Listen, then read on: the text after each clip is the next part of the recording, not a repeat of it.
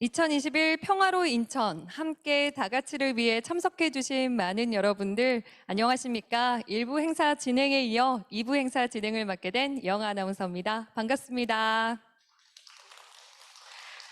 네, 2부는 특별히 줌을 통해서도 많은 분들이 함께하고 계신데요. 줌에서 참석하신 여러분들 손 한번 흔들어 주세요.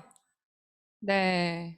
정말 많은 분들께서 손을 흔들어 주셨습니다. 복 받으실 겁니다. 네, 감사합니다.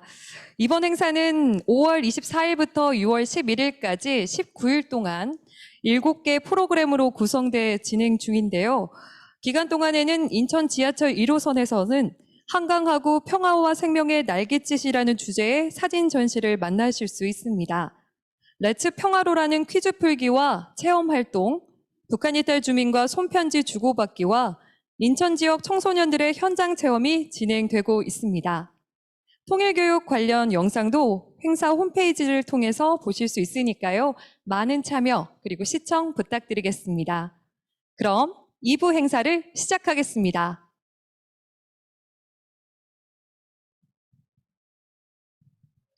(1991년 6월) 세계 탁구 선수권 대회를 두어 달 앞두고 남북 단일팀 결성 합의가 이루어집니다. 일본 지바 세계 탁구 선수권 대회에서 역사상 처음으로 남과 북이 팀 코리아라는 이름으로 세계 대회에 출전하게 된 것입니다. 당시 남한의 탁구 여제 현정화 선수, 북한의 리분이 류승복 선수 등이 일본 현지에서 46일간의 합숙 훈련을 거쳐 대회에 참가합니다. 세계 100여 개국 700여 명의 선수들이 참가한 이 대회에는 대회 9연패를 노리던 세계 최강 중국팀이 있었습니다. 중국은 탁구 인구가 3천만 명에 달한다고 할 만큼 탁구 저변이 넓고 중국 대표팀의 중심에는 세계대회 우승 18위를 차지한 덩야핑 선수가 있어 유력한 우승 후보로 점쳐졌습니다. 예상대로 중국팀은 무패 행진으로 결승전에 선착하여 남북 단일팀을 만나게 됩니다. 남북 단일팀은 접전 끝에 부동의 세계 랭킹 1위였던 중국을 격파하고 금메달을 따냈습니다. 이는 북한으로서는 역사상 처음이었고 한국으로서는 16년 만에 쾌거였습니다. 스포츠로 남북한이 하나 되어 세계 재패를 이루었던 이 소설 같은 이야기는 많은 국민들의 가슴속에 남아있는 감동적인 실화입니다. 세계 탁구 선수권 대회 시상식에서 국가 대신 민요인 아리랑이 연주되고 국기 대신 한반도기가 올라가는 것을 보며 통일이야말로 우리가 이루어야 할 과제라는 것을 온 국민이 깨닫게 해주는 계기가 됐습니다. 탁구 선수 현정화가 들려주는 남북 단일팀의 추억과 지금까지 그리고 앞으로 이어갈 남북 협력의 이야기가 궁금하신가요? 네, 여러분 2012년 개봉됐던 영화 코리아를 기억하시나요? 1991년 세계 탁구 선수권 대회에 출전한 남북 탁구 단일팀의 이야기를 다루고 있죠. 영화보다 더 영화 같았던 현장 속 인물, 1991년 대한민국의 탁구 열풍을 몰고 온 최고의 탁구 스타 현정화 감독님을 모시겠습니다. 큰 박수 부탁드립니다.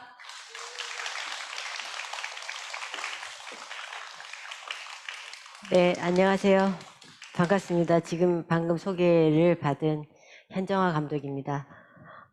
저는 오늘 말씀 하신 대로 30년 전에 있었던 남북 단일팀의 이야기를 여러분들한테 들려드리고자 여기에 나왔습니다. 그리고 또 그 스토리가 영화로 만들어진 것에 대한 배경이라든지 또 여러분들이 궁금해하실 이분희 선수의 어떤 그런 소식이라든지 그런 것들을 지금부터 차례로 말씀드리도록 하겠습니다. 제가 양해의 말씀을 좀 드리고 싶은데 여기 눈이 약간 충혈이 되어서 약간 피곤해서 충혈이 되어 있는데 요건 좀 살짝 여러분들이 감안하시고 들어주셨으면 좋겠습니다. 30년이 벌써 됐습니다. 그 대회를 했을 때가 오늘 사실 저희 팀이 지금 포항에서 전지훈련을 하고 있어서 기차를 타고 이렇게 올라왔는데 올라오면서도 남북 단일팀을 했을 때 그 장면들을 이렇게 생각을 해보니까는 그때로 다시 돌아가는 느낌이 들고 또 가슴도 너무 설레기도 하고 또 이 얘기를 여러분들한테 해드린다고 생각하니까는 좋은 어떤 기억으로 여기에 올 수 있었습니다. 2시간 동안 왔는데 그 기억으로 저도 가슴이 좀 뭉클해지기도 하고 또 부풀어지기도 하고 그랬던 것 같습니다. 우리는 사실 그 세계 탁구 선수권 대회를 하게 되면은요, 항상 북한 선수들이 탁구를 잘 쳤기 때문에 항상 준결승에서 북한 팀이랑 붙을 수밖에 없었어요. 중국이랑 결승전을 하기 전에. 그럴 때 정말 제 생각에는 총칼만 안 들었지 정말 전쟁 같은 그런 대회들을 했다라고 생각을 해요. 그래서 제가 좀 화이팅이 좋은 선수 중에 한 명인데 그 북한이랑 경기를 하면 정말 여기 목에 이게 핏대가 막 서가지고 그 화이팅을 하면서 뭐 경기를 했었던 그런 기억들이 있습니다. 근데 사실은 이 91년 단일팀을 하기 전에 저희들한테는 어떤 인폼도 없었어요. 그냥 아까 그 화면에 잠깐 보셨지만은 2달, 제가 알기로는 1월 말쯤에 남북 단일팀을 한다라고 체육회담에서 그렇게 회의를 끝냈었고요. 저희들은, 뉴스를 통해서 그 사실을 알게 됐어요.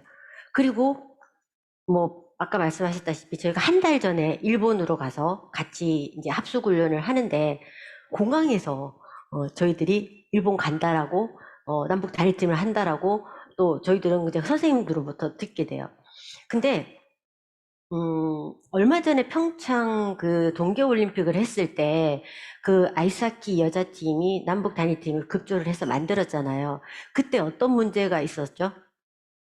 그 선수들이 좀 약간 반발하고 그런 문제가 있었을 때 본인들이 올림픽 나가기 위해서 준비를 했는데 몇 명의 선수가 그 올림픽을 출전을 못하게 되는 어떤 상황이 발생을 하지 않습니까? 그래서 그런 문제들이 많이 이제 이렇게 사회적으로 어떤 많은 말들이 있었는데 저는 그때 어떤 기자분이 오셔가지고 얘기를 할 때 이렇게 말씀을 드렸어요. 이거는 무조건 하면은 좋습니다. 많은 사람들한테 감동을 드릴 수 있고 또 그 선수들이 아마도 너무 많은 것을 느끼고 추억을 하는 그런 대회가 될 겁니다. 제가 그렇게 자신 있게 기자분한테 말씀을 드렸던 적이 있었어요. 그런데 저는 그때 당시에 그렇지 않았어요. 저도 시작을 했을 때 저희 엔트리도 세계선수권 대회를 나가면은 4명의 엔트리가 있으면 2명이 빠져야 되는 상황이에요. 근데 한국 팀도 그때 당시에는 세계를 제패할 수 있을 정도의 강력한 팀이라고 생각을 하고 있었단 말이죠. 근데 그 두 선수는 어쨌든 빠지게 돼요. 우리의 힘으로도 세계 제패를 늘 꿈꾸면서 이제 훈련을 하고 지금까지 왔는데 근데 저희들은 아무 소리도 못했어요. 그냥 그때 당시에는 시키면은 가서 그냥 해야 되는가 보다. 그렇게 해서 가게 됐지만은 사실은 좀 그때 당시에 상황하고 틀린 거는 탁구는 개인전도 있어요. 단체전만 있는 게 아니라. 근데 그때 당시에 세계 탁구 연맹에서는 개인전은 예를 들면 북한 팀이 있을 거고 한국 팀이 있잖아요. 그러면은 그 한국 팀의 선수들의 엔트리가 5장씩 있다고 하면 개인전은 10명을 출전을 할 수 있게. 대신 단체전은 4명만 엔트리를 부과를 하는 그렇게 가서 경기를 하게 되죠. 그런데 공교롭게도 우리는 공교롭다고 해야 되나요? 1등을 했잖아요. 1등을 하면은 어떻게 될까요? 일단 연금이 나와요. 그런데 우리 두 선수는 피해를 본 게 된 거죠. 그런 상황들이 사실 실제적으로 있었어요. 그런데 어떤 보상이든지 이런 것들은 할 수가 없는 그런 상황이었던 거죠. 자, 30일 전에 출발을 합니다. 근데 저희가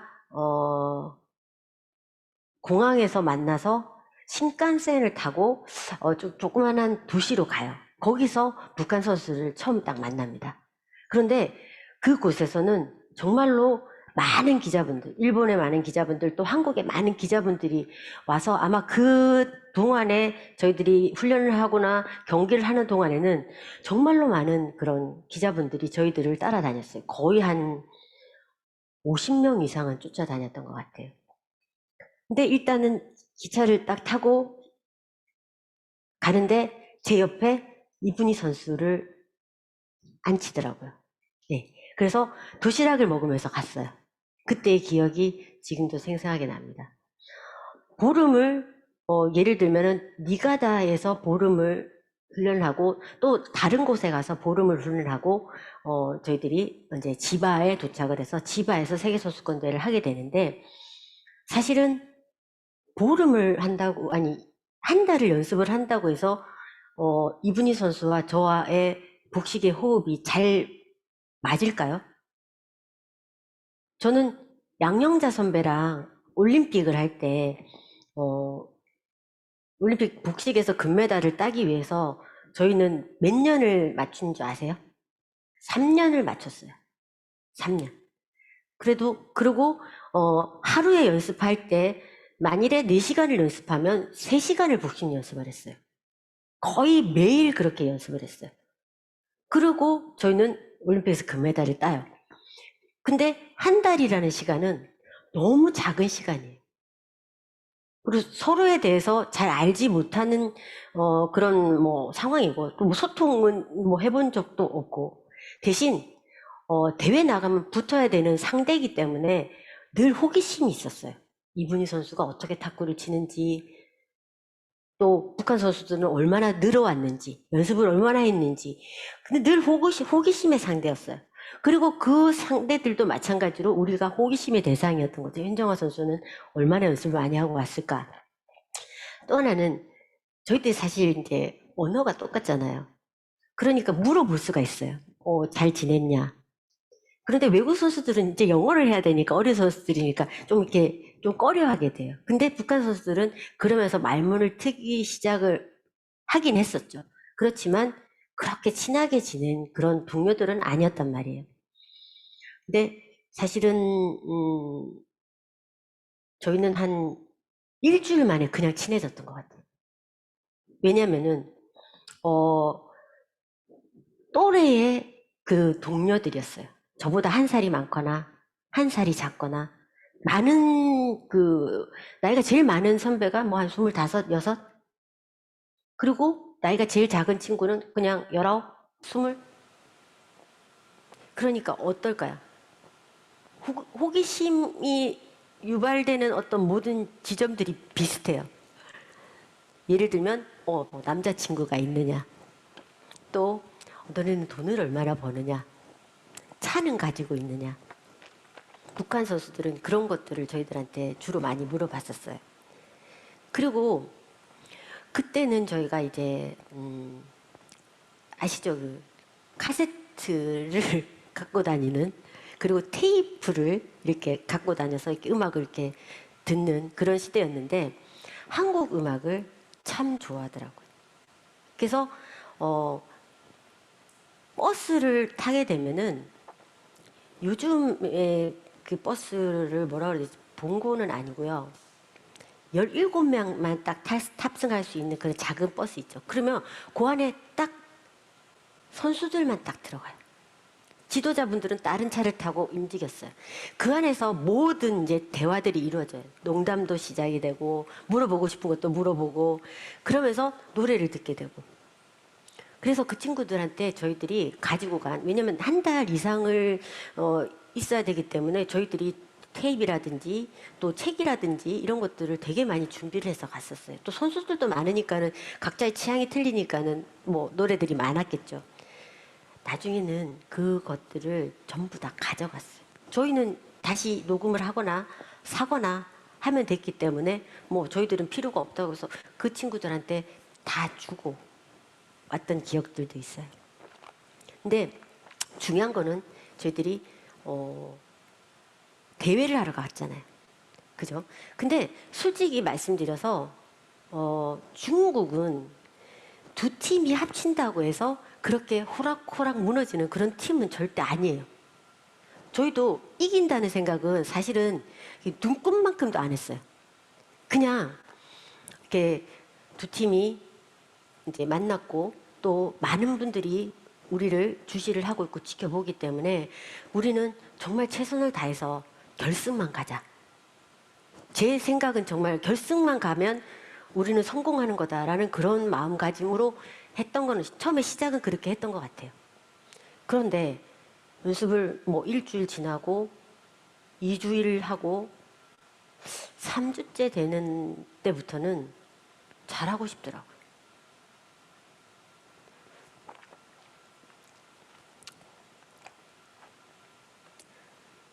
잘하고 싶었어요. 그리고 보여드리고도 싶었고. 근데 거기가 어디였죠? 일본이었잖아요. 근데 중국이랑 시합을 했잖아요. 우리를 정말 아프게 했던 그런 나라들과 싸우는 거기 때문에 그리고 남북이 하나가 돼서 시합을 했기 때문에 보여주고 싶더라고요. 잘할 수 있다. 잘하고 싶다. 실질적으로 이분희 선수가 아팠어요. 이분희 선수는 선천적은 아닌 것 같은데 간염이 있었어요. 그때도 대회를 이제 연습을 하는데 이분희 선수는 거의 연습량의 반을 소화를 못했어요. 이 간염이라는 병은 피로도가 빨리 오는 병이잖아요. 그래서 잘 쉬어야 돼요. 안 그러면은 정말로 이제 막 열이 나고 뭐 이렇게 되는 그런 병이니까. 근데 약을 먹었는지 안 먹었는지 그것도 잘 모르겠어요. 그런데 아무튼 연습의 반을 소화를 못 하더라고요. 자, 탁구 대회는 단체전을 할 때 어떻게 대회를 하냐면 4명의 주전 선수가 나가는 게 아니에요. 주전 선수는 3명밖에 안 돼요. 왜? 복식은 2명이 나가게 되잖아요. 근데 단식을 나가는 선수는 2명이 나가서 이렇게 A를 나가면 A가 현정화가 나가면 B가 이분희가 나가고 그 다음에 C가 현정화가 나가고 B가 또 이분희가 나가는 그런 형태예요. 대신 복식은 현정하고 이분희하고 해도 되고 현정하고 다른 사람이랑 해도 되고 이분희하고 다른 사람이랑 해도 되고 또는 단식을 안 뛴 2명이 나와서 해도 돼요.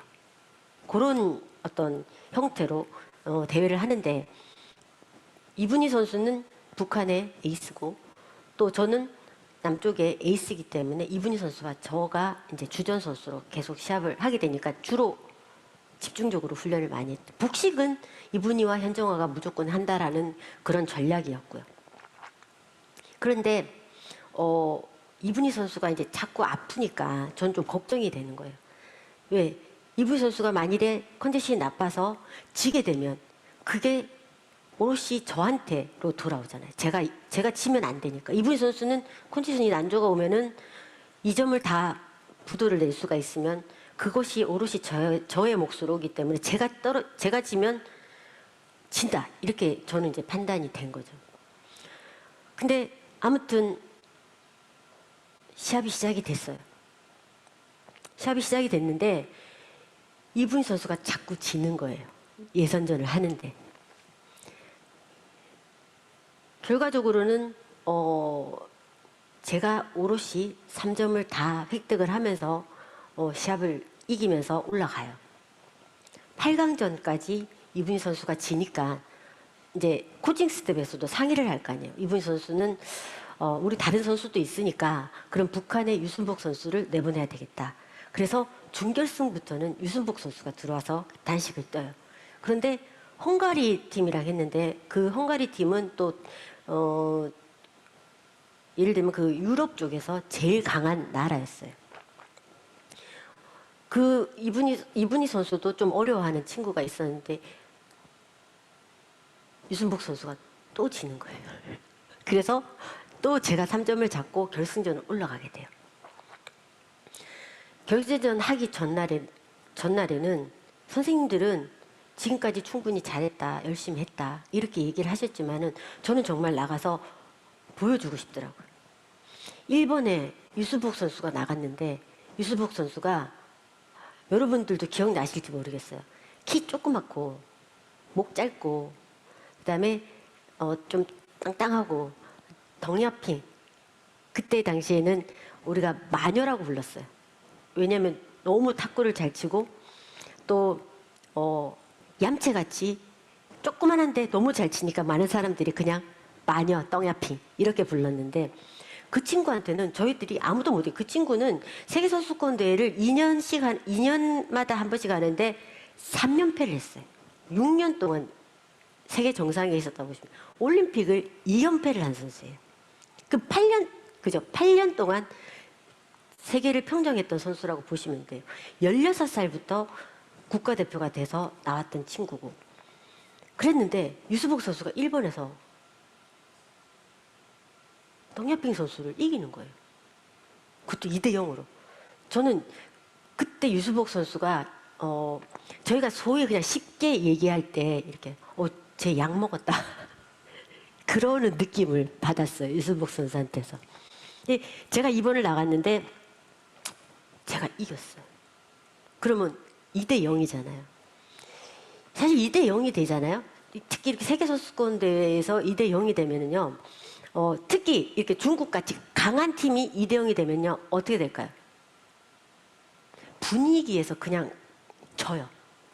원래 스포츠는 그런 게 좀 있어요. 분위기를 타요. 휩쓸. 아무리 실력이 있어도 거기에 어떤 상황이 몰리는 상황이 되면은 이렇게 떨어진단 말이죠. 이분희 선수랑 저랑 이제 복식을 나갔어요. 첫 번째 세트를 이겨요. 그러면은 자 완전히 그냥 중국은 이제 지금 이제 완전히 그냥 여기 떨어지기 일보 직전인데 제가 기억하는 거는 10대 13까지 저희가 이겼어요. 그러면 이제 거의 이겼다고 보시면 돼요. 근데 이분희 선수가 서브를 이렇게 높게 던져서 넣어요. 이분희 선수는 이렇게 높게 던져가지고 왼손잡이인데 오른손으로 높게 던져서 서브를 이렇게 딱 넣는데 갑자기 폴트를 주는 거예요. 왜? 우리가 물어봐야 될까요? 심판한테 왜 폴트를 주냐? 지금까지 폴트를 안 줬는데 공을 돌린다는 거죠. 이렇게 볼을 띄울 때 이렇게 원래는 이렇게 띄우게 되면 공이 돌아가지 않겠어요? 이게 그냥 그대로 올라갔다 그대로 떨어지진 않을 거 아니에요. 근데 이거를 일부러 돌렸다는 거죠. 거기서 2개를 폴트를 주더라고요. 자, 그렇게 되면 제가 약간 성질이 좀 나겠죠. 그죠? 아니, 이거 아무것도 안 하고 그냥 2개를 먹었으니까 화가 약간 좀 났어요. 근데 그러면서 이 세트가 뒤집어지는데 저는 3세트를 하는데 어떤 느낌이냐면 이 2번째 세트가 계속 기억이 나는 거예요. 이거 억울하다 뭐 이런 생각이 계속 나면서 그렇게 하면 안 됐었는데 지게 돼요.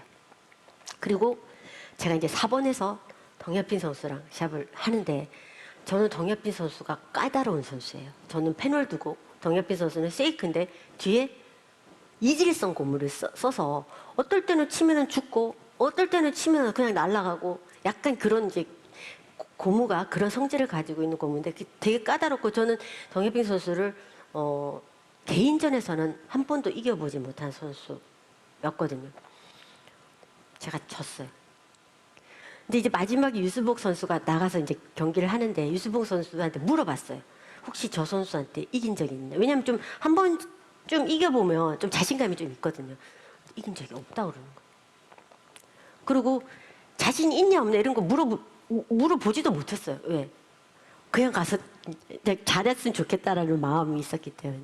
그런데 유수복 선수가 하나 딸 때마다 점프를 이제 구호를 외치면서 점프를 막 30cm 이상을 막 뛰는 거예요. 아까 제가 맨 처음 말씀드린 대로 약 먹은 선수 같이 치는 거예요. 그리고 그걸 이기게 되죠. 아까 화면에서 보셨지만 그때 당시에는 이런 이제 뭐 이렇게 홀에서 경기를 하겠죠. 그때 이제 한 대 놓고 결승전 하니까 한 대 놓고 했잖아요. 근데 지금은 사실은 이런 카메라들이 못 들어와요, 경기장에. 예. 그 포토존이 따로 있고 그저 기자들도 못 들어오고. 근데 그때는 옛날 시대라 30년 전이라 이 테이블 바로 바깥에서 저런 큰 카메라들이 다 찍고 있었어요. 기자들도 많고. 그래서 끝나고 나니까 어땠을까요? 그 기자들이 전부 우리 쪽으로 다 몰린 거예요. 저 큰 카메라 다 막 덮치고.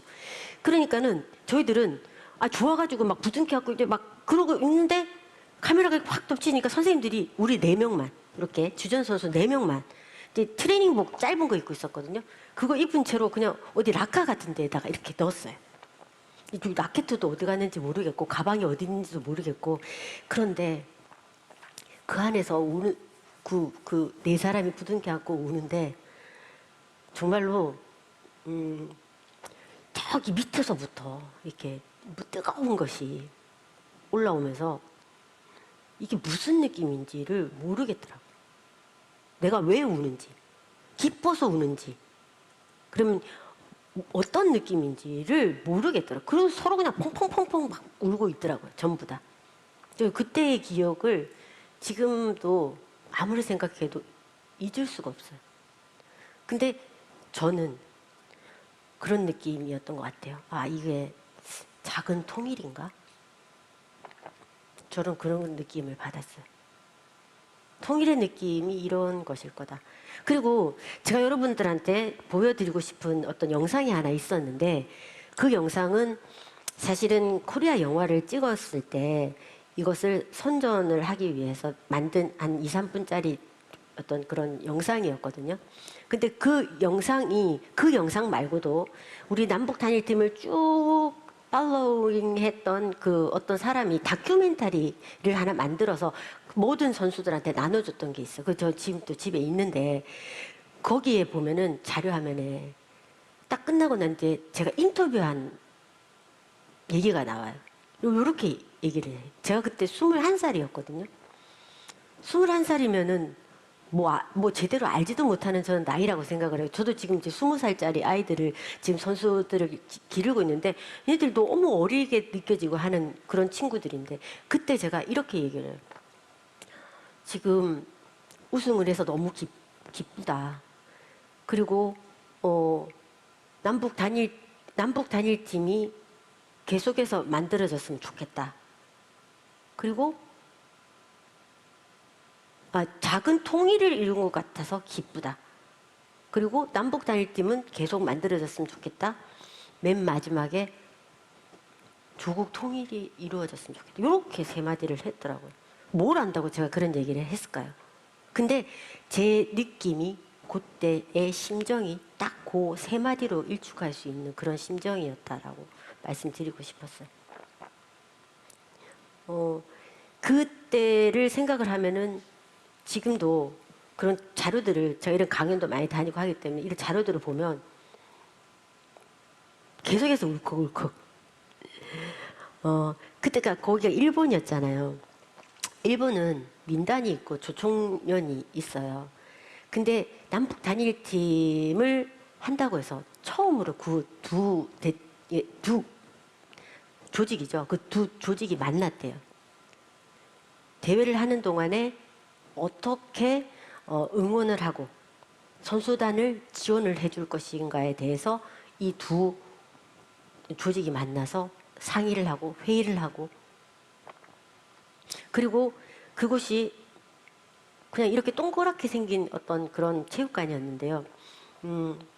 그냥 한국 같은 느낌으로 그분들이 다 오셔서 응원을 하는데 저는 정말 경기를 하고 있는 내내 홈그라운드에서 경기를 하고 있다라는 그런 느낌을 받았어요.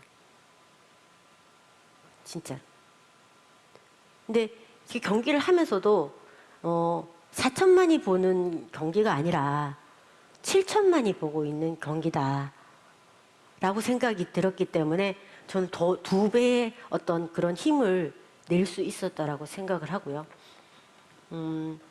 저뿐만이 아니라 아마도 남북 단일팀을 하는 모든 선수들은 저와 같은 마음으로 훈련을 임할 것이고 또 대회도 자기의 역량의 2배 이상을 발휘를 하면서 시합을 할 수 있을 거다라고 그렇게 저는 강하게 말씀드릴 수 있을 것 같아요. 다 보시면은 그 친구들이 남북 단일팀을 했던 그 친구들이 그렇게 얘기를 했던 것 같아요. 근데 그런 마음이 안 든다고 해야 되나? 안 들면 안 들지, 아니, 든다고 해야 되나? 더 강하게 든다고 해야 되나? 안 들 수가 없다. 그러니까 한국 사람이라면.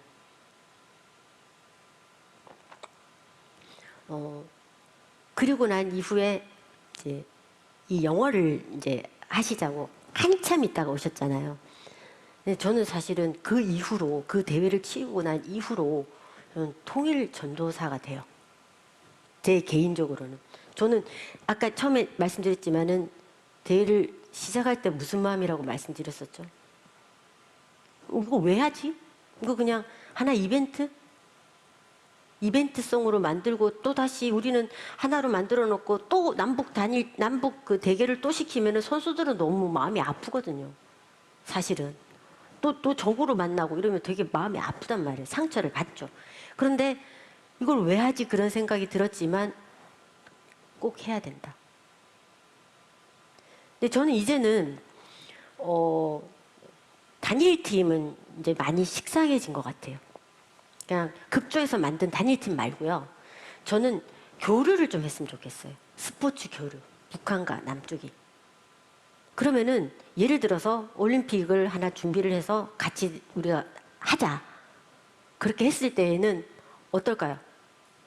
북한이 사실은 운동을 잘해요. 스포츠를 잘해요.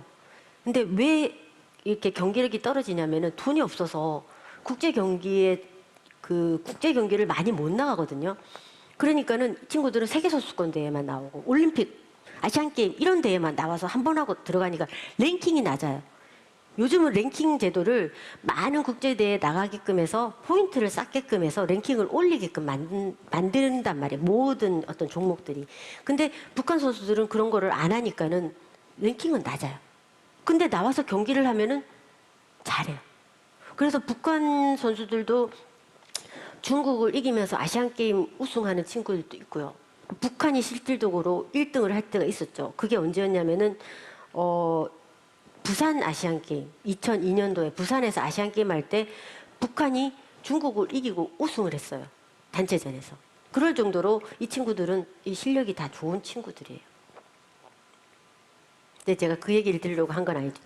영화 얘기를 들으려고 했던 건데, 그 영화를 찍으러 왔을 때 그 전에 이미 우생순 영화가 먼저 나왔었어요. 그리고 이제 감독님이랑 그 제작자분이 오셔가지고 이거 단일팀을 다룬 영화를 찍고 싶다고 하셨을 때 제가 막 혼냈어요. 왜 이제 왔냐고. 이런 좋은 소재를 빨리 영화를 찍어가지고 많은 사람들한테 보여줘야 된다. 실질적으로 영화의 내용들은 제가 얘기를 한 내용들. 그리고 남북 단일팀에 참가를 했었던 선수라든지 지도자분들의 얘기들을 실제로 모아서 만든 스토리예요. 사실 이제 픽션도 있고 넌픽션도 있지만은 대부분은 그런 실질적으로 있었던 일을 다 다룬 거고요. 또 영화에서 좀 재밌게 만들려고 일부러 이제 영화에서는 복식을 맨 마지막으로 끌어서 1등하게 하는 그런 장면들이 있지만은 어쨌든 우승의 장면을 끌어내는 그런 것도 있고요. 또 실질적으로 저는 그래서 배우들을 탁구를 가르쳤잖아요. 다 가르쳤어요. 왜냐하면 탁구는 다른 종목하고 좀 틀려요. 다른 종목은 흉내는 낼 수 있어요. 뭐 모션도 할 수 있고. 근데 탁구는 실질적으로 공을 쳐야 되잖아요. 그리고 자세가 좋아야 되잖아요. 탁구 처음 치시는 분들 보시면은 아시겠지만은 저희는 탁구 시작할 때 이 스윙 연습 있잖아요. 요것만 6개월 했어요. 근데 처음 치면 어떨까요? 처음 치면 이렇게 쳐요. 이렇게만 치고. 근데 그거를 정말 국가대표급의 수준의 어떤 그런 자세로 만들려고 하면 실질적으로 탁구를 가르쳤어야 됐잖아요. 그래서 6시에 저희가 훈련이 끝나면 6시부터 10시까지 배우들을 한 3개월 정도를 가르쳤어요. 실제로. 근데 그렇게 하고 이제 찍기 시작할 때 하지원 그 친구는 조금 늦게 합류를 했어요. 왜냐하면 그때 당시에 그 시크릿 가든이라는 그 드라마를 찍고 늦게 합류를 했는데 이 친구 얘기가 또 감동스러워요. 자기는 몸 쓰는 드라마라든지 몸을 쓰는 그런 그 영화는 안 찍는다 이제부터 너무 힘들어서 그렇게 얘기를 해서 이 시나리오를 줬는데 안 봤다 그러더라고요. 근데 어느 날 그 시나리오를 이렇게 한번 봤나 봐요. 근데 이 친구가 그걸 다 보고 난 뒤에 정말로 눈물이 났대요. 그래서 이거를 내가 꼭 내 현정화를 표현하고 싶다라고 해서 찍게 됐어요. 사실. 근데 또 제가 늦게 합류했다 그랬잖아요. 물론 전부 다 아마추어지만은 한 달 이상 늦게 합류하면 다른 사람들은 이제 공 좀 치고 자세도 좀 나오고 그럴 때 들어온 거라 본인이 자기가 생각할 때 너무 못 친다고 생각을 하게 된 거죠. 중간에. 그래서 중간에 안 하겠다고 하더라고요. 못 하겠다고. 아내가 현정화 감독님의 명성에 누를 끼치면 안 되니까, 이 영화가 잘못되면 안 되니까 안 하겠다고. 전 너무 멘붕이다. 그래서 제가 그날 모든 그 훈련을 안 하고요. 같이 회식을 하러 갔어요. 그래서 이렇게 소주 한 잔을 딱 주면서 당신은 왜 멘붕이 왔냐? 멘붕이 왔다 그러더라고요. 머리가 하얗다 그러더라고요. 왜 멘붕이 왔냐고 생각하냐? 이렇게 물어봤어요. 다른 친구들은 그런 얘기를 안 해요. 자기네들은 이걸 그냥 시키는 대로 하고, 너는 이거를 잘 찍고 싶은 거 아니냐? 그만큼 열정이 있기 때문에 멘붕이 오는 거다. 열정이 없는 사람은 멘붕이 안 와요. 아시죠? 왜? 제가 다 해줄 거기 때문에. 어떻게 쳐라, 어떻게 자세를 취해라. 그리고 또 뭐가 있죠? 저희들은 CG도 있잖아요. 그죠? 사실은 그 공 있잖아요. 공, 탁구 공. 그 탁구 장면 할 때 탁구 공. 그거 CG예요. 선수들도 그렇게 합을 맞출 수가 없어요. 선수 4명이 친다고 하더라도 영화에 맞는 그런 어떤 내용을 가지고 할 수는 없어요. 그래서 그 CG조차도 제가 다 요만큼 높여야 되고 요만큼 낮춰야 되고 공은 어느 정도로 빠져야 되고 이런 거 제가 다 이제 만들어서 한 거예요. 그런데 그거 내가 다 해줄 건데 넌 뭐가, 그러니까 자기는 그 정도로 잘하고 싶다라고 얘기를 하더라고요. 넌 잘할 거다. 그냥 해라. 그랬더니 그다음부터 신나가지고 하는데 정말로 영화가 끝날 쯤에는, 왜 영화가 끝날 쯤에는 어떻게 이제 대회 장면을 찍었냐면요. 처음에는 예선전을 찍으니까 테이블을 다 깔아놓고 찍잖아요. 그렇죠? 근데 맨 마지막은 결승전을 하니까 한 대만 놓고 찍잖아요. 결승전 장면을 맨 마지막에 찍게 돼요. 근데 결승전 하는데 모든 선수들, 특히 하지원 씨의 발이라든지 그 다음에 스윙 스피드라든지 이런 것이 거의 선수급 수준으로 그렇게 잘하게 되는 상황. 그렇게 해서 그 영화는 사실 만들어지게 돼요. 저는 그래서 그 영화가 만들어지고 난 뒤에 부푼 가슴으로 잘 되기를 바라면서, 그렇지만 잘 되는 것보다도요, 저는 많은 사람들이 봤으면, 그렇게 해서 통일에 대한 생각을 우리 어린 친구들이 많이 했으면, 그리고 그때 당시에 그 북한의 선수들 아니면 북한 사람들에 대한 생각들이 전부 다 북한 사람 하면 어떻게 생각했죠, 저희들이? 정말 머리 뿔난 사람, 정말 나쁜 사람, 이렇게 생각을 하잖아요. 그리고 정말 강한 사람, 어떻게 보면 좀 독한 사람. 그런데 그렇지 않고 이 사람들도 우리와 똑같이 가슴이 따뜻하고 정도 많고 그런 우리와 똑같은 사람들이라는 것을 보여주고 싶더라고요. 실제로 그랬고. 그래서 그 영화는 실제로 그걸 모든 것을 다 덧입혀서 잘 찍은 영화였는데, 그 어벤져스 예, 그 막대한 그 모든 어떤 영웅들이 다 나오는 어벤져스하고 이렇게 하는 바람에 잘 안 됐지만, 그래도 어떤 국경일에 사실은 그 영화가 몇 번이 이렇게 나왔다고요. 그 TV로. 그래서 많은 아이들이 볼 수 있었고, 또 실제로 제가 학생들이 알 수 있는 그런 연령대의 선수군은 아니잖아요. 지금 나이가 많은 선수인데, 그것 때문에 이제 어린 친구들도 현정화라는 선수가 있었다라는 거를 알게 됐고, 또 그랬던 그런 영화였던 것 같아요.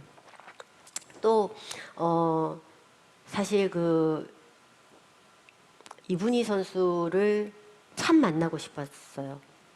근데 공교롭게도 서로가 93년도에 은퇴를 했는데 93년 세계선수권대회 때 이렇게 대결을 하고 이제 은퇴를 했는데 그 이후로 한 번도 만나지를 못했어요. 저도 묻고 싶어요. 솔직히 말씀드려서. 저는 이제 대회도 많이 나갔고 그랬는데 이분희 선수는 은퇴하고 난 뒤에 지도자를 안 했더라고요. 그래서 나오지를 않았고, 또 하나는 저는 북한을 2번이나 갔다 왔거든요. 물론 이제 한 번은 무슨 6.15 공동선언 그것 때문에 이제 왔다 갔다 하는 사절단으로 제가 한 번은 이제 버스를 타고 한 번은 갔고요. 얼마 전에 정상회담을 북한 갔을 때 평양을 갈 때 그때 같이 또 저도 사절단으로 갔다 왔는데 사실은 그때도 이분이를 만날 수 있었는데 저희가 예정에 없는 백두산을 가는 그런 일정이 돌아오는 날 아침에 잡히는 바람에 못 만났어요. 그날 저는 그 사실을 어떻게 알았냐면 백두산을 이제 저희가 이제 갈 때 백두산을 갈 때 비행기를 타고 가서 이렇게 차를 쭉 타고 갔단 말이에요. 근데 저희 버스, 그러니까는 저희가 타고 있던 저희는 이제 스포츠인 그 다음에 이제 연예인 분들 그런 분들만 한 10몇 명이 타고 다닌 차에 안내하는 사람이 한 명은 있을 거 아니에요. 그 안내하시는 분이 그 여자분이 이제 제가 이제 백두산 내려오면서 이제 비행기를 타고 가려고 그 공항으로 가는 그 안에서 그 얘기를 해서 알게 됐어요.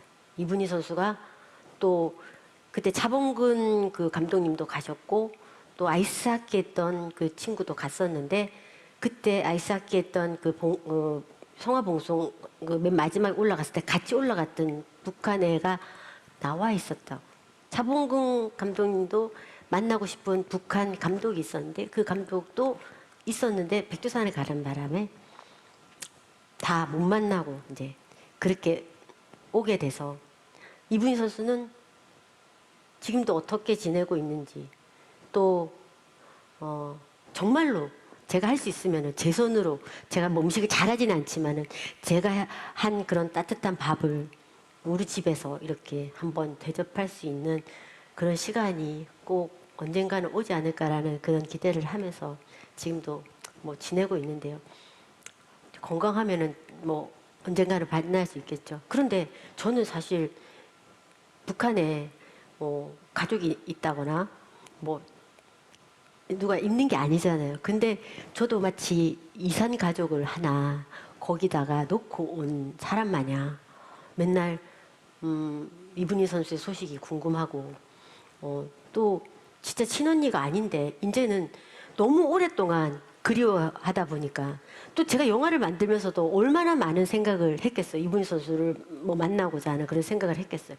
그러면서 또 이렇게 강연을 나올 때마다 이분희 선수를 또 생각하고 이렇게 하다 보니까 정말로 진짜 제 친언니를 북한에 두고 온 것 같은 그런 마음입니다, 사실은. 저는 교류를 해야 된다라는 그 부분은 이렇게 생각을 해요. 사실은 평창 올림픽에서 남북 단일팀을 계기로 해서 사실은 정상회담이 저는 이루어졌다라고 생각을 해요. 그리고 북한도 가게 되고 그 해에 그러면서 저희들이 되게 좀 평화 무드로 가는 그런 시기지 않았나요? 저는 그렇게 생각하는데 근데 이게 모든 게 시작이 저는 스포츠였다고 생각을 하는 거죠. 그게 교육도 아니고 경제도 아니고 정치도 아니고 그 왜인 줄 아세요? 스포츠가 유일하게 먼저 할 수 있었던 거는 스포츠는 저는 그렇게 생각해요. 그 생각을 안 해요. 이건 진실된 땀을 흘려야지 결과물이 주어지는 거예요. 마음을 안 맞출 수가 없어요. 그렇지만 다른 모든 것들은요, 머리를 써요. 뭐가 더 이득이 올 건지를 생각을 해요. 정치도 그렇고, 저는 경제도 그렇고, 이걸 주면 이걸 줘야 된다. 그렇지만 스포츠는요, 그렇게 하질 않아요. 상대도 마찬가지예요. 그렇기 때문에 스포츠는 저는 가능하다고 보는 거죠. 서로가 잘하려고 노력을 하기 때문에. 저는 만일에 통일이 된다라고 하면 우리가 서로 그런 마음이어야 되지 않을까. 주는 것에 대해서 아깝지 않아야 되고요. 또 뭐가 돌아올지에 대해서 생각을 안 해야 되고요. 저는 그런 생각과 생각과 그런 마음가짐이 있다라고 하면 정말 통일은 저는 빨리 앞당겨질 수 있다라고 생각을 하고요. 또 사실은 저희가 많은 사람들이 기부를 하고 또 있는 사람들이 없는 사람들을 도와주기도 하고 그러면서 같이 우리가 사회생활을 하는 거잖아요. 그래서 좀 있는 사람이 좀 없는 사람들을 좀 도와주고 그렇게 하는 거는 저는 나쁘지 않다고 생각하는데 뭐 여러분들은 어떻게 생각하세요? 그래서 독일이 그 베를린 장벽을 무너뜨리면서 이제 통일을 하잖아요. 그거를 하기까지 60년이 걸렸다라고 저는 얘기를 들었어요. 근데 사실 우리는 독일을 많이 갑니다. 왜? 독일이 탁구를 잘하기 때문에요. 대회를 많이 열어요. 독일 오픈이라는 대회도 있고요. 그런데 저도 이제 뭐 지도자 생활 오래 했으니까 젊을 때 갔던 동독이 있잖아요. 그리고 지금 가는 동독이 있잖아요. 그죠? 많이 변했어요. 처음에는 서독하고 동독 이렇게 나누어졌을 때 막 이제 통일이 되고 난 뒤에 동독을 갔을 때에는요, 되게 집들이 어두워요. 동네가 되게 어둡고 좀 우중충하고 그런 느낌을 되게 많이 받아요. 동독은. 서독은 밝아요. 잘 산다는 느낌이 들어요. 그런데 자꾸 몇 번 더 가고 이제 시간이 이제 또 가면 여기가 되게 많이 발전이 돼 있어요. 이제 어두운 면이 별로 없고, 그죠? 여러 가지적으로 뭐 예를 들면 뭐 집들은 새로 짓진 않아요. 왜냐하면은 그 운치가 있어요. 독일 아니면 동독만의 그 운치 있는 그 풍경들을 그대로 살려놓고 지내지만 여러 가지 뭐 전기라든지 아니면은 뭐 지하철이라든지 아니면은 상점이라든지 뭐 마트라든지 이런 것들이 막 들어와서 좋아지는 것이지 거기에 대한 어떤 집들을 다 새로 부수고 다시 하고 그러지는 않아요. 사실은 뭐 새로 지을 것들은 짓게. 그래서 저는 밝아진 동독의 모습도 보고 있었기 때문에 저희들도 할 수 있으면은 그렇게 됐으면 좋겠다라는 생각을 하죠. 막 그게 안 된다라고 하면 저는 교류 어떤 교류든지 교류를 했으면 좋겠는데 저는 스포츠 교류가 시작이 되면 정말 좋겠다. 왜? 사실은 탁구 같은 경우는요, 중국 애들이 기화를 해요. 중국 애들이 기화를 해서 한국 사람으로 살아요. 그래서 탁구를 국가대표도 되고 하는데 사실은 탁구는 북한 선수들이 잘 쳐요. 저는 또 감독이잖아요. 그러니까는 북한 선수들을 스카웃을 해오고 싶은 거죠. 잘 치니까. 그리고 경기력이 좋으니까 우리랑 같이 예를 들어서 두 팀이 같이 교류를 하면 서로 경기력도 도움이 되고 저는 좋을 것 같다라는 그런 생각이 들더라고요. 사실은 북한도 많이 발전을 하고 있어요.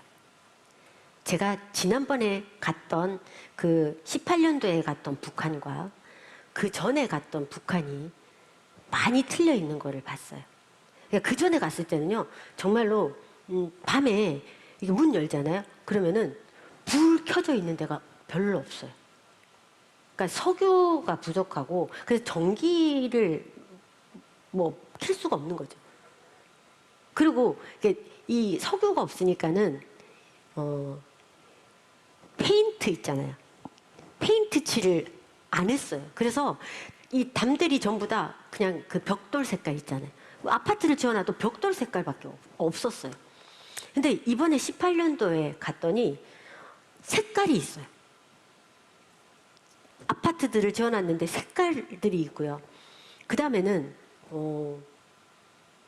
여자분들이 화장을 하기 시작했어요. 그때는 1도 화장을 안 했었거든요. 또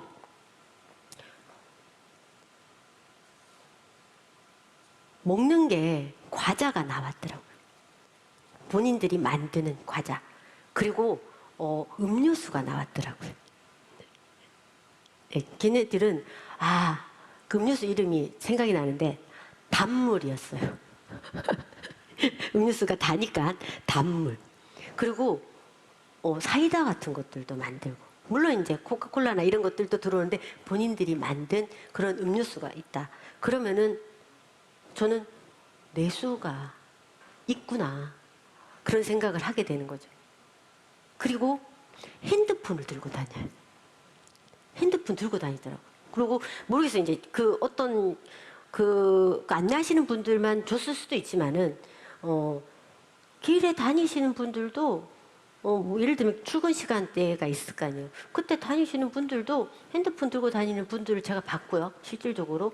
그 다음에 옷들도요. 되게 옷들 색깔이 좋아요. 막 뭐 노란색도 있고 빨간색도 있고 그렇게 입고 다니는 거 봤어요. 그래서 북한도 나름 자체적으로 계속해서 내수를 하고 발전을 하고 있다라는 그런 느낌이 이번에 저는 가서 받고 왔습니다.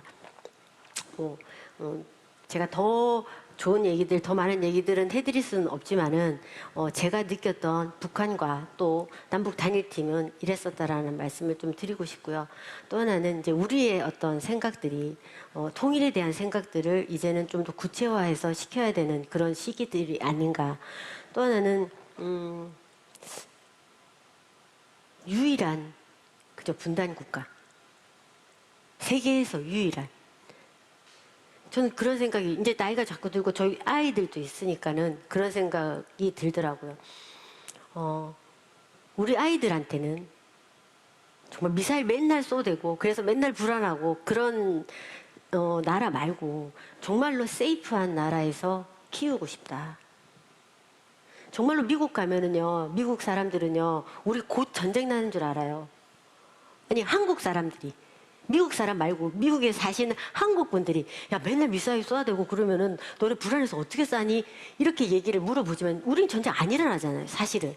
그런데 밖에 있는 많은 사람들은 그렇게 생각을 하고 있다라는 거죠, 사실은. 그래서 제 생각은 정말로 제가 통일 전도사가 돼서 우리 빨리 통일시켜서 우리 아이들한테는 정말 좋은 나라에서 살게 해주고 싶고 그런 생각이 많이 들어요. 사실 우리가 가지고 있는 여러 가지 어떤 그런 자원들 또 기술들을 가지고 저는 북한에 가서 해주면은 우리의 어떤 기술력과 그쪽의 인력, 그 다음에 풍부한 자원, 북한에 있는 많은 자원들이 있을 거다라고 저는 생각이 되는데 그것들을 우리가 서로 공유를 한다고 하면 또 인구가 합쳐진다고 하면 그죠? 우리가 4천만, 5천만이라서 인구가 작다고 생각이 되잖아요. 그렇지만 우리가 합쳐지면은 또 그 길을 우리가 철도를 연결을 해서 저기 러시아까지 연결을 시킬 수만 있다면 너무너무 저는 제가 이렇게 머리가 나쁘고 또 운동만 해가지고 아는 지식도 별로 없는데도 불구하고 그런 생각이 막 들고 그렇게 생각을 하면은 막 가슴이 막 부풀고 막 너무 좋은 것 같고 이런데 많은 분들이 저와 같은 공감대를 형성을 하셔서 지금부터 통일 기금도 모으고 우리가 그런 생각도 많이 하고 또 여러 사람들이 통일에 대한 어떤 그런 토론 이런 것들도 많이 해서 어떤 방법으로 하는 것이 좋겠다라는 것을 저보다 머리 좋으신 분들이 계획을 세우신다고 하면 또 어느 순간에 될 수 있지 않을까요? 또 저는 그렇게 생각이 돼요. 기성세대는 못한다. 그렇지만 우리 밑에 있는 세대들은 할 수 있을 것이다. 왜? 너무너무 좋은 아이디어들을 그 친구들이 가지고 있을 것이기 때문에.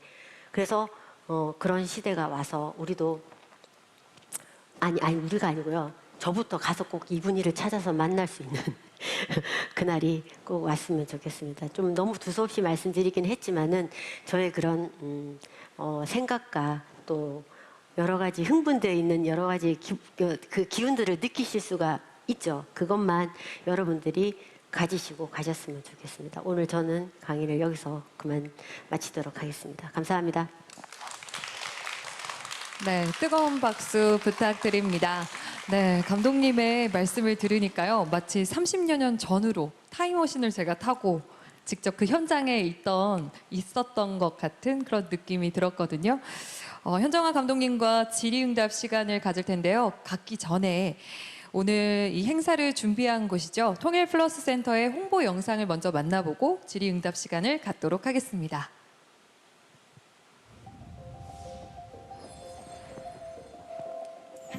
남과 북 하나가 되는 그날을 꿈꾸며 인천 통일 플러스 센터는 2018년 9월부터 인천 지역의 하나센터와 통일교육센터를 통합해 지역의 통일종합지원센터 역할 수행은 물론 중앙정부, 지자체, 민간 간 소통과 협력의 창구로서 새로운 지역 통일의 통합 플랫폼을 마련하였습니다.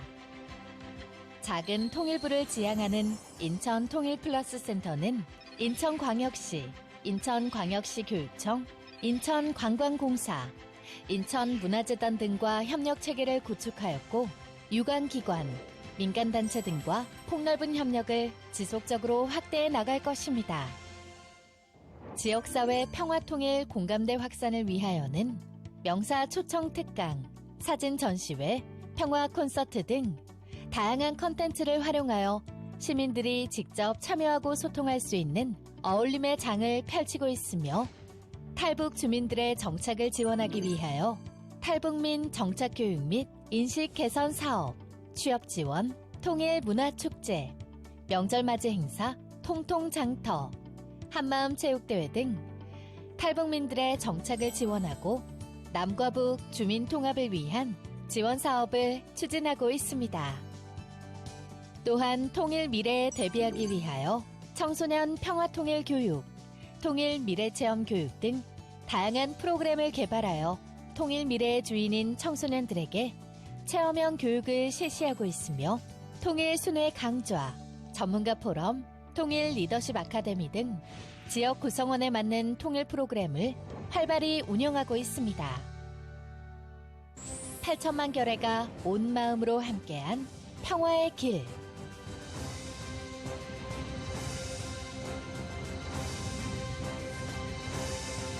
인천 통일 플러스 센터로부터 시작됩니다.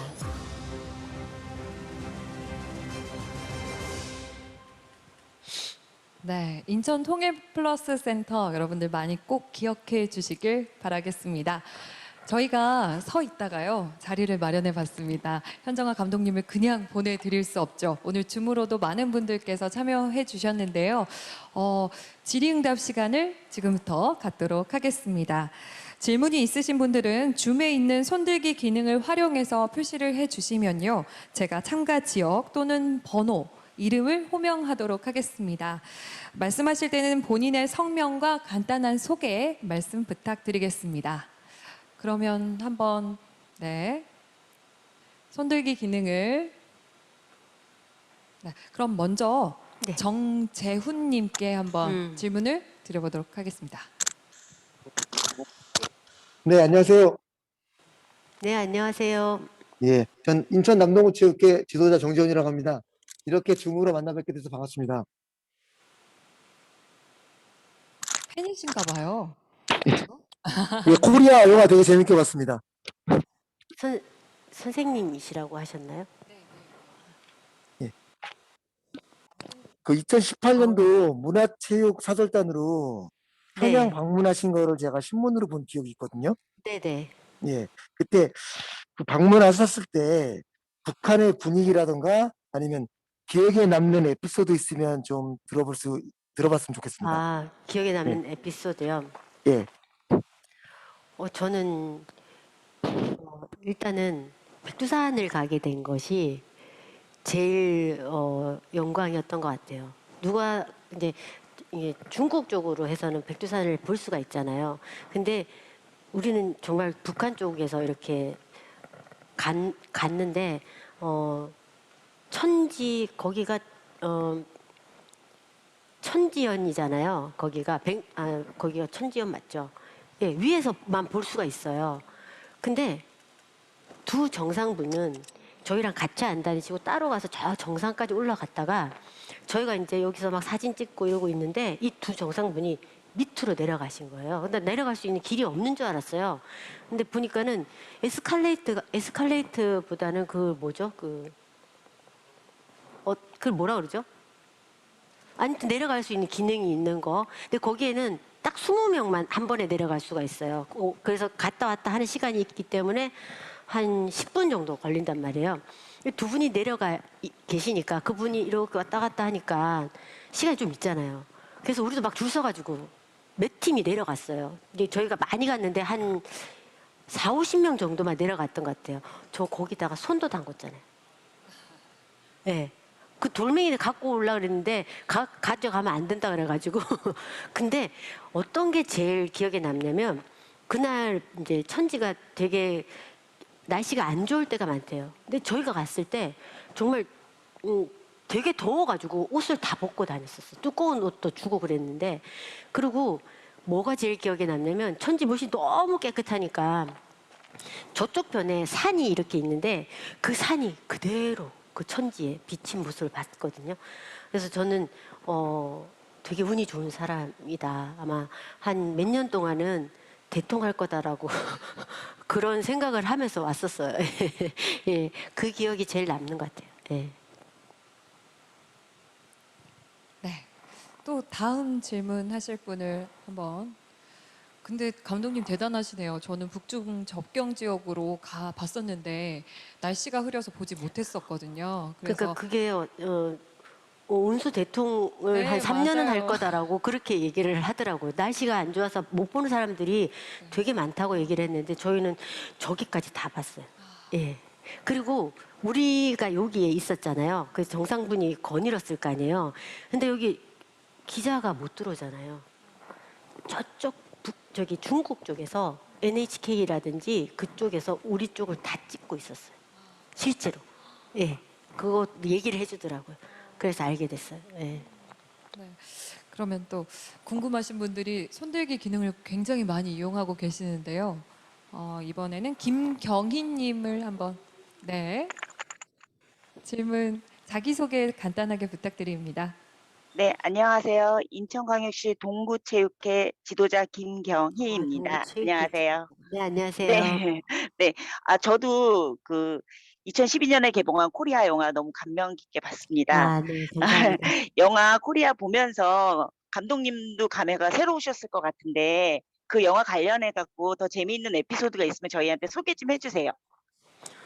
사실은 제가 이제 본 것만 있는 게 아니라 제가 좀 탁구도 가르쳤죠.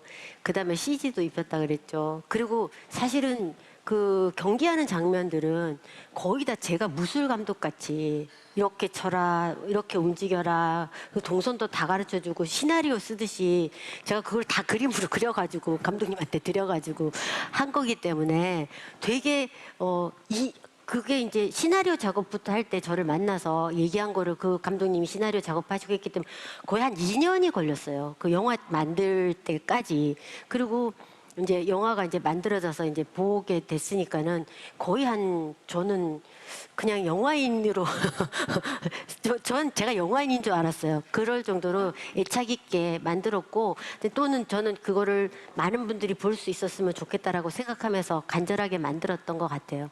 그게 실질적으로 전부 다 저는 그게 이제 그 에피소드라고 생각이 되고요. 제 삶에서 기억에 아주 남아있는 그런 좋은 기억이었던 것 같아요. 그래서 남북단일팀부터 시작해서 쭉 이어진 거기 때문에요. 이 남북단일팀에 대한 거는 지금도 제가 막 얘기하면서 눈이 반짝반짝거리고 되게 그죠? 이게 제가 느낌이 좋은 것 같은 느낌으로 막 얘기를 하잖아요. 그렇듯이 늘 그랬던 것 같아요. 예, 기분이 좋아지는 그런 어떤 기억, 추억이 된 것 같아요. 예. 네, 질문에 대한 답변이 만족스러우신가요? 네, 감사합니다. 네. 그러면 다음 분의 질문을 또 받아보도록 하겠습니다. 박홍수님, 네, 저쪽에 계시는데요. 박호수님, 홍수님, 박홍수님. 네, 여보세요? 네, 네, 들리시나요? 안녕하세요. 예, 안녕하세요. 네, 인천시 탁구협회 박흥순 사무국장입니다. 안녕하세요. 아니 저는 보자마자 탁구 유니폼을 입고 계신데 이렇게 생각을 했거든요. 그래서 깜짝 놀랐네. 예. 뭐 진짜 한국 유일의 세계 선수권 그랜드슬램을 달성하신 유일한 분이신데 너무 존경스럽습니다. 다름이 아니라 현재 네. 후배의 양성을 위해 노력하시는 것을 계속 보고 있는데 네.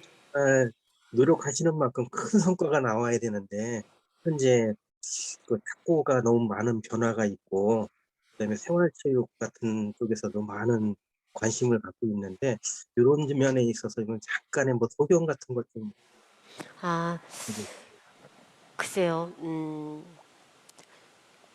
사실 좀 한국 탁구가 지금 좀 주춤하고 있는 거는 사실이죠. 그죠? 저도 이제 되게 안타까운 부분인데, 사실은 탁구 인구, 그러니까 탁구 선수군들도 많이 줄고 있어요.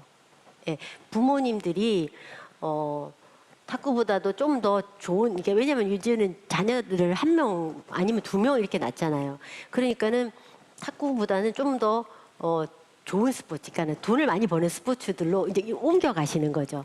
그래서 그런 부분들 때문에 아이들이 탁구를 좀 안 하는데 또 하나 이제는 탁구를 치셨던 분들의 자녀분들이 탁구를 많이 해요.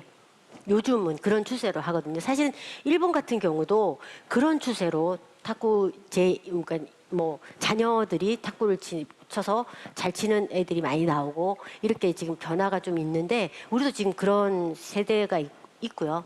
또 하나는 이제 남자는 괜찮아요. 근데 여자가 좀 지금 약한 편인데 그 중에 이제 신유빈이라는 친구가 지금 고등학교 우리나라 나이로 치면은 고등학교 2학년이 됐어요, 이제. 근데 사실 올림픽 티켓을 따서 아주 유망주로 잘 발전을 하고 있잖아요. 근데 이제 앞으로도 주목을 해주십사 제가 말씀을 드리는데,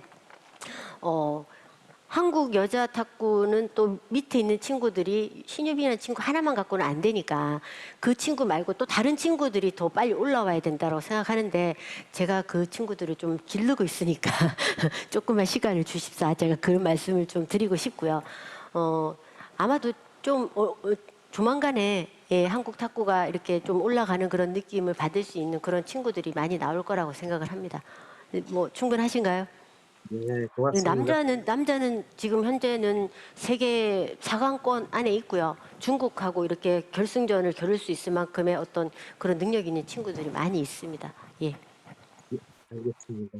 고맙습니다. 수고하십시오.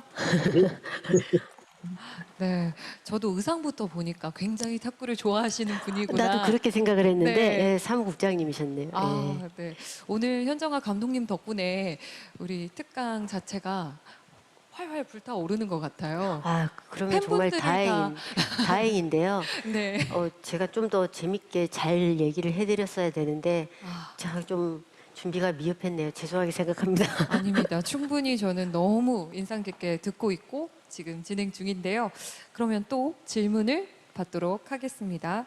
박상영님, 네, 네. 네, 안녕하세요. 안녕하세요. 네, 안녕하세요. 인천시체육회 박상영이라고 합니다. 네, 안녕하세요. 네, 네, 안녕하세요. 지금 남북교류에 스포츠가 이제 스포츠의 역할이 아주 중요하다고 생각을 네, 하고 네. 있습니다. 네. 그럼 이제 남북 스포츠 교류에 가장 중요하다고 생각하는 것이 어떤 건지 한번 여쭤보고 싶습니다. 저는 좀 아쉬운 점이 하나 있었어요. 그 얼마 전에 32년도에 그 평양 서울하고 같이 하는 올림픽을 이제 준비를 하고 있었던 걸로 알고 있는데 그게 지금 잘 안 됐잖아요. 근데 그게 만일에 됐으면은 앞으로 지금 이제 10년 정도 남았는데 그동안에 스포츠 교류가 무지하게 많이 이게 활발하게 일어났을 거라고 생각을 해요. 북한 쪽하고. 그러면은 저는 이제 서로 교류를 하기 때문에 이게 스포츠와 교류가 있는 게 아니고요. 거기에는 이제 또 정치도 교류가 시작이 될 거고 경제도 이제 가서 뭐 뭔가를 만들고 하는 역할을 왔다 갔다 하면서 해야 될 거고 그러면은 정말로 가까워지지 않았을까라는 그런 좀 아쉬움이 있더라고요. 그래서 우리 정부가 32년만 올림픽이 있는 건 아니잖아요. 뭐 아시안 게임이든지 아니면은 뭐 어떤 큰 이벤트든지 그런 것들을 저는 좀 했으면 좋겠다. 조만간에 그리고 사실은 코로나만 아니었으면 세계 선수권 대회가 한국에서 부산에서 작년에 열려고 했는데 무산돼서 올해까지 계속 끌고 오다가 결국에는 취소가 됐어요. 근데 우리가 요 길로 끝낼 게 아니고요. 우리 2024년도에 세계 탁구 선수권 대회를 또 한국에서 개최를 하겠다라고 일단 신청을 해놓은 상황이거든요. 그래서 그런 대회가 있으면 북한이랑 진짜 우리나라에서 할 때 단일팀을 한번 만들어서 하면은 정말 좋지 않을까. 또 그때까지도 시간도 좀 있고 하니까 준비할 수 있는 시간도 있고 그러면은 더 좋은 모습을 한 번 더 보여줄 수 있지 않을까라는 저는 개인적으로 그런 기대를 좀 하고 싶습니다. 네. 네, 답변이 되셨나요? 아, 네, 감사합니다. 네. 현정아 감독님 말씀처럼 빨리 우리나라에서 정말 개최가 돼서 남북 단일팀으로 한 번 더 체육 교류가 좀 이루어졌으면 좋겠네요. 네. 네. 그러면 마지막으로 한 번 더 질문을 받아볼까 하는데요. 손을 높이 한번 들어주시면 제가 그분께 질문의 기회를 드리도록 하겠습니다. 네. 현정아 감독님께 개인적으로 질문하고자 하는 분들 있으시다면 피부도 너무 고우시고요. 피부 관리는 어떻게 하시나요, 감독님? 정말 궁금합니다. 아니 저는 네. 따로 이렇게 뭐 관리를 받거나 그런 건 아니고요. 만일에 이제 피부가 좋아서 뭐 관리를 한다고 하면 반신욕? 아, 네, 반신욕이요? 반신욕을 거의 꾸준히 하고 있는데요. 한 네. 20 몇 년 정도 한 것 같아요. 근데 거의 매일 하다시피 하거든요. 근데 그게 피부에 도움이 된다면 되는 것 같아요. 저는 사실 피부의 비결은 탁구라고 말씀하실 줄 알고 제가 어. 넌지시 질문을 드렸었는데 아, 사실은 탁구 때문엔 맞아요. 왜냐면 피부가 안 좋을 때는 네. 해를 보지 말라 그러잖아요. 이게 태양 아무튼 선크림 잘 바르고 다니시고요. 그리고 탁구를 치면 땀이 많이 나요. 네, 땀이 많이 나기 때문에 그 두 가지를 다 해결을 하는 거기 때문에 저는 피부 관리에 탁구를 하시면 좋다. 그리고 예를 들어서 다이어트 하고 싶으신 분은 탁구를 하시면 좋다. 왜냐면 유산소 운동과 무산소 운동이 같이 있어요. 여러분들 탁구 칠 때 숨 쉬면서 친다고 생각하세요? 탁구는 숨을 쉬면 안 돼요. 왜냐하면 숨을 쉬는 순간에 배에 힘이 빠지면 힘을 못 줘요. 스매싱 같은 거를 못 해요. 그래서 탁구 선수들은 공을 치는 순간에 숨을 멈추고 치다가 만약에 긴 내리가 되면 짧은 호흡 잠깐 하고 이렇게 숨을 한꺼번에 몰아쉬죠. 공 주스러 갈 때. 그렇기 때문에 탁구가 진짜로 그 다이어트 하시는데 도움 많이 돼요. 네. 꿀팁까지 제가 알려드렸네요. 너무너무 꿀팁 같아요. 네. 여기 계속 계시던 우리 네, 여성분들께서는 모두 참고하셨으리라 싶고요. 인천시 뭐 탁구 협회에 많이들 가입하지 않으실까라는 생각도 들었습니다. 끝으로 그 감독님께 마지막으로 뭐 한 말씀 전해 주신다면 네, 많은 얘기를 해주셨지만 끝으로 한 말씀 마지막으로 부탁드리도록 하겠습니다. 지금 이제 코로나 시대 때문에 많은 분들이 좀 힘들어하시고 어려워하시고 그러시잖아요. 근데 곧 지나갈 거라고 생각이 들어요. 예. 그래서 건강하게 또 지금을 잘 견디시기를 바란다는 말씀을 드리고 앞으로도 또 탁구도 계속해서 많이 응원해 주시고 그러면은 아마 여러분들께 더 많은 뭐 감동과 또 재미와 이런 것들을 선사할 수 있도록 많이 노력을 할 거라고 생각을 하는데요. 많이들 관심과 응원과 또 환호를 부탁드리겠습니다. 그리고 저도 또 많이 응원해 주시면 감사하겠습니다. 네, 지금까지 평화와 통일의 전도사이신 현정아 감독님 모시고 이야기 나눠봤습니다. 감독님 오늘 말씀 너무 감사합니다. 저도 감사합니다.